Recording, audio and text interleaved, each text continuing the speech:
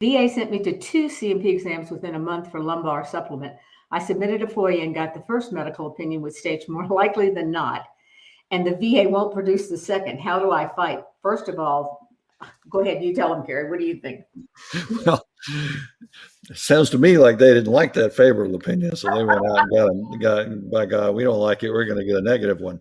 Um, I mean, you're doing the right thing. A FOIA request, they have to honor it. Of course, they don't have to honor it fast. Um, it's probably from a contractor, so they're not going to give it to you. If you have a representative, even if it's a VSO, I won't knock on the VSOs at the moment.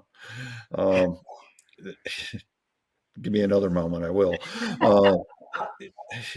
Then they would have access to VBMS, and they could go in and pull that for you and just print it out and hand it to you.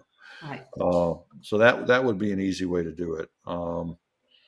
Other than that, you kind of got to rely on the FOIA and just kind of stay on them. That's one of the good things about having it, at the very least, a representative that's got access so you can go in and get that, even if you do stuff on your own, which you can. If you have a VSO, that don't mean you have to let the VSO do your claim for you. You can just go in there for menial stuff like, I need this form, or I need this submitted, or I need this printed out, and you can still do all the stuff yourself. Right. So that's another way around it. But yeah, I'd be curious what that second medical opinion says.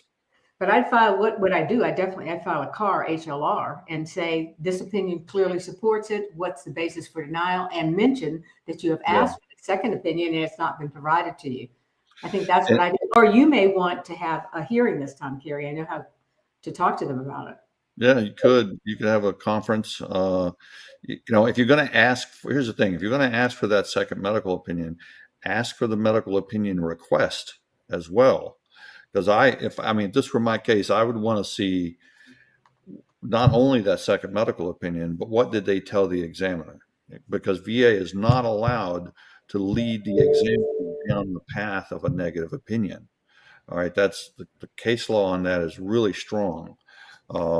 And so if that's what they did, I would absolutely call them out on it, and that would render that opinion inadequate right off the bat.